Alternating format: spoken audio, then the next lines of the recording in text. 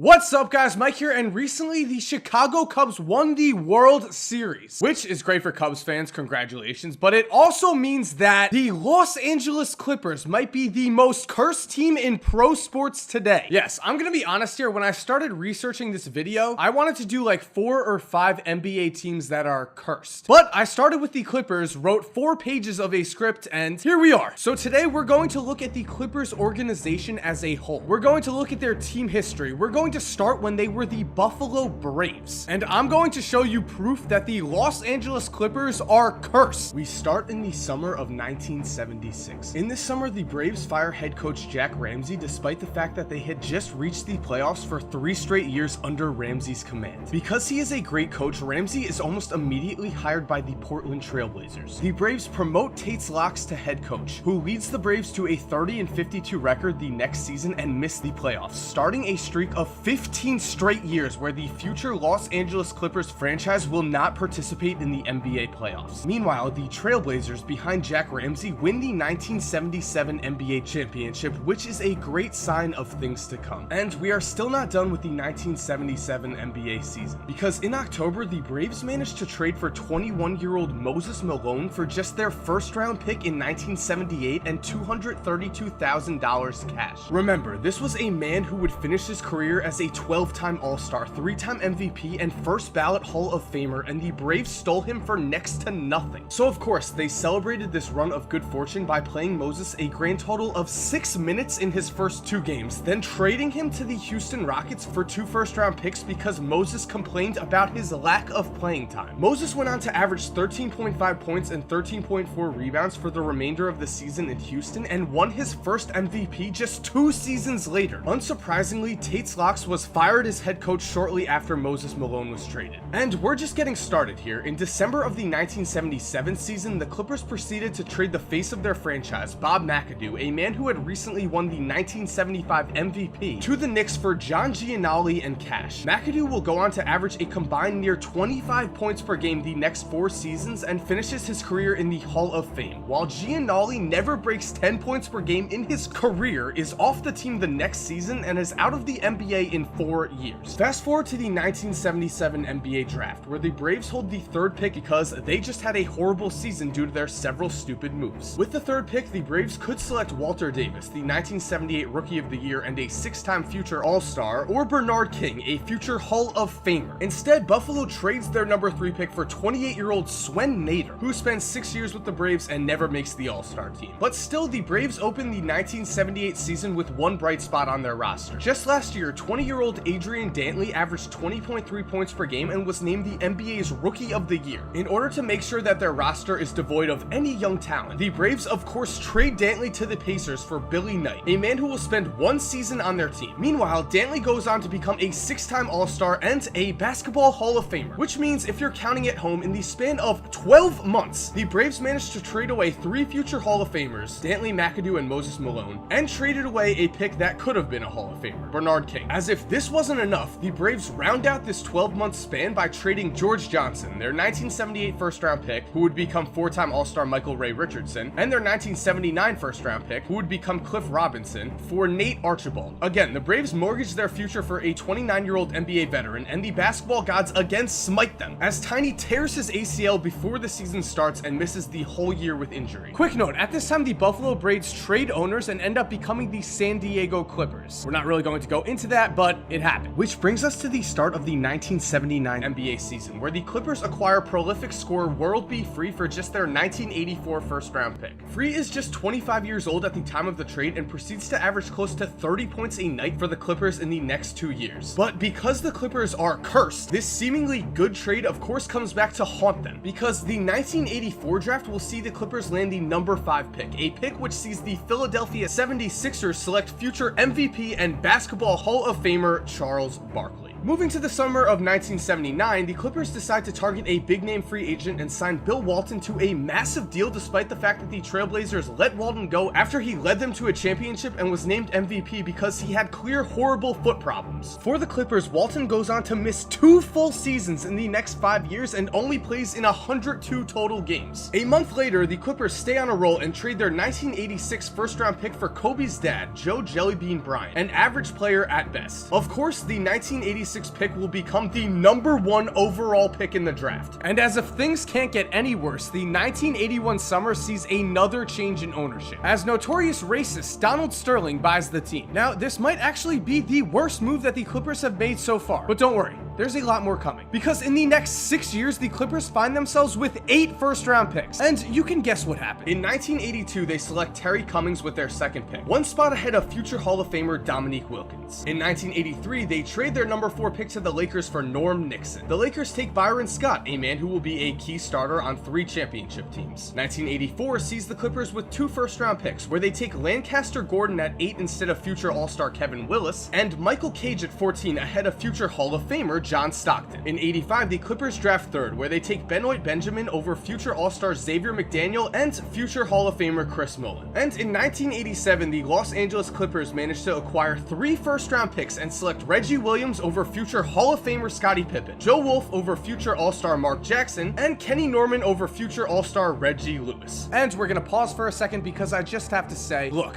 I get it. I get that the NBA draft is tough. I get that teams miss picks all the time. But at this point, with this many missed picks, it certainly seems like something is happening. Some kind of curse is taking form. And yeah, you could say the Clippers management might just suck. But the curse of the Los Angeles Clippers was not just limited to the draft. Because in 1984, the Clippers leave San Diego to go to Los Angeles, moving to a city where they will forever be known as the Lakers' less successful younger brother. If you consider the city of Los Angeles a family where the older brother is an Olympic gold medalist / astronaut, and the younger brother is like the 40-year-old virgin, only he doesn't get laid. Yeah. That summer, they trade their #2 selection in 1982, Terry Cummings, for Marquise Johnson. Now, Cummings did not end up having a Hall of Fame career like Dominique, but he was still 22 years old and fresh off a 23-point-per-game season with the Clips. But no, the Clippers have proven that they hate young talent and end up with Johnson, who we will get to in a minute. Because around the 1983 season, things actually seem to turn around for the Clippers. In September of 1983, the Clippers pick up 22-year-old Derek Smith off the waiver wire. He breaks out as a Clipper and averages 22 points per game as a 23-year-old in the 85 season, giving the Clips a solid starting 3 of Norm Nixon at the point, Derek Smith at the 2, and Marquise Johnson at the 3 to build upon. What followed could only happen to a franchise that is just utterly cursed. 11 games into the 1986 season, Derek Smith blows out his knee, is never the same, and is out of the league at the age of 29. That summer, Norm Nixon blows out his knee playing softball, misses the entire 1987 and 88 seasons with injury, then retires after the 1989 season. And to cap things off, Marquise Johnson plays 10 games in the 1987 season, runs headfirst into Benoit Benjamin's stomach, and ruptures a disc in his neck. He never plays a game of NBA basketball again. And going even further, between the 1976 and 1987 seasons, the Clippers managed to miss out on 6 Hall of Famers in the NBA draft and traded away another 3 off their roster. On top of this, they finished the 87 season with their 3 best players suffering from career-altering or career-ending injuries. Oh, and by the way, remember Bill Walton? Well, after 6 injury-plagued years with the Clippers, Los Angeles finally took mercy on Walton's soul and sent him to the Boston Celtics before the 1986 season. With the Celtics, Walton proceeds to play in 96 out of the Celtics' 100 games in the 1986 season. That number includes the playoffs. And is named the NBA's 6th Man of the Year and wins a championship, somehow avoiding injuries after struggling for years with foot problems as a Clipper, which is rough. But have no fear, Clippers fans, the loss of their 3 best players means that the Clippers finished the 1988 season with the worst record in the NBA and the #1 pick, a chance to finally break the new curse. And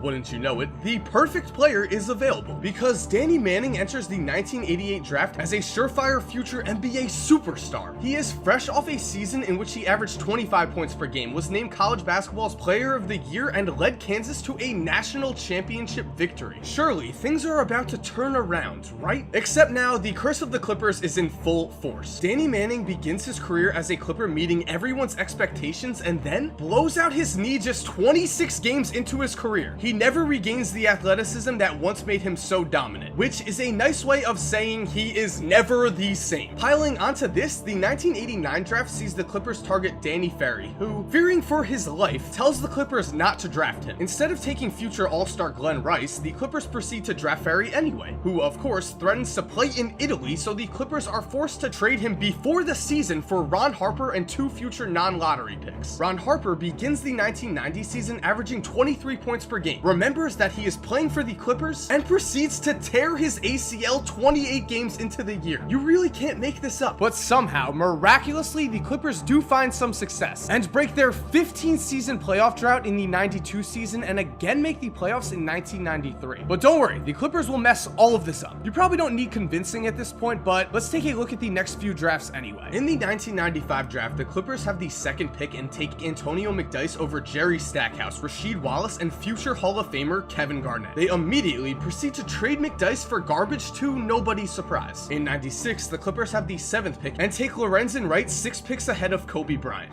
And in the 1999 season, the Clippers again land the number 1 pick overall and select Michael Olowokandi, a player who is immediately labeled a bust and more than lived up to that label. In this draft, the Clippers passed on college superstars Vince Carter and Paul Pierce, who went 5th and 10th, and Dirk Nowitzki, who went 9th. All 3 of those players are future Hall of Famers. And don't worry, while this stretch of draft picks was certainly bad, there's also one career-ending injury during this stretch to add on to the curse, as Loy Vaught shows promise in the 95 season by averaging 17.5 points and 10 rebounds a game. He then proceeds to struggle with the weight of the curse on his back, requires back surgery, and never averages more than 8 points for the rest of his career. Which brings us to the end of the century, and Sports Illustrated puts everyone's thoughts into words by naming the Los Angeles Clippers the worst franchise in pro sports. And let's be honest here, the 3 fans with bags over their heads are currently enjoying their best moment as a Clippers fan, as in the last 25 years, the Clippers have now managed to pass on 11 future Hall of Famers in the draft, and now have had 7 of their best players miss full seasons with injuries that would ruin the rest of their careers, which is simply amazing. And now we're at the point where the curse of the Clippers should be more of a recent memory to you, so let's speed things up. In the 2003 NBA season, the Clippers finished 28-54, but end up with the 6th pick, missing out on LeBron, Melo, Wade, and Bosh. But it is the Clippers, and if they managed to sneak into the top 5, they probably would have ended up with Darko anyway. This season also sees Lamar Odom, one of the Clippers' only good players, leave for free agency, which was a very smart move. The Clippers have a chance to make up for the loss of Odom in the 2005 draft, where Danny Granger slides out of the top 10 to everybody's surprise. Instead, the Clips take a man whose name I will not dare try to pronounce, a man who will score a grand total of 39 points in 2 seasons before retiring from the NBA because he's terrible. But still, the Clippers find success and make it to the Western Conference semifinals in 2006. There, they lose in 7 games to the Suns after head coach Mike Dunleavy decides to insert Daniel Ewing, a 22-year-old rookie who will be out of the NBA in 2 years, onto Raja Bell for the deciding possession of Game 5. Bell promptly gets open and proceeds to knock down a 3-pointer, a nice symbol of who the Clippers are as a franchise. And we haven't had any career-altering injuries in a few seasons. Oh wait, here they are. In 2007, Shaun Livingston suffers the most gruesome injury of any player in basketball history, which is fitting for a team that is completely cursed. Then in 2008, Elton Brand blows out his Achilles, plays in just 8 games, and of course is never the same. And wouldn't you know it, the next 3 years find the curse as strong as ever. In the 2008 draft, the Clippers select Eric Gordon, who, as a 22-year-old in 2011, averages 22 points per game and is hyped as the NBA's next top shooting guard. You may now know him as Eric Gordon, one of the NBA's most average starters, because despite being traded by the Clippers for Chris Paul, he has suffered knee injuries that have derailed his career. In 2009, the Clippers would select Blake Griffin, who Bill Simmons wrote a letter to detailing all of the Clippers' past misfortunes as a way of jokingly warning Blake to be careful. Only a few months after this letter is written, in his final preseason game, Blake leaves with a stress fracture and misses the entire 2010 season. And finally, in the 2011 season, the Clippers trade away Baron Davis and their first-round pick to the Cavs for Mo Williams in an attempt to get out of Baron's contract. The 2011 season sees the Clippers finish with the 8th worst record in the NBA, giving them a 2.8% chance to land the first pick. With this, the basketball gods laugh, have the Clippers lottery ball end up with the first pick, and cheer as the Cavaliers draft Kyrie Irving. And with the way things are going in his career, a future Hall of Famer as long as he does not get seriously hurt. Which, because he avoided the curse of the Clippers, is pretty likely. Which brings us to the last two NBA seasons. 2 years which have seen the Clippers take a 3-1 series lead over the Rockets in the 2015 playoffs, only to choke away that lead to a worse team. And the 2016 playoffs, which saw the Clippers lose their 2 best players to injuries in the same game. Which could only happen to a franchise that is cursed. A franchise that has never made the Western Conference Finals in their entire existence. A franchise that has seen several of their key players go down with career-ending injuries. A franchise that has passed on several Hall of Famers in the draft. I could say more, but I think enough has already been said. The Los Angeles Clippers are cursed, and I don't think that curse is going to be lifted anytime soon. And so thank you guys for watching. I hope you enjoyed this video. If you're new to the channel and you love basketball, maybe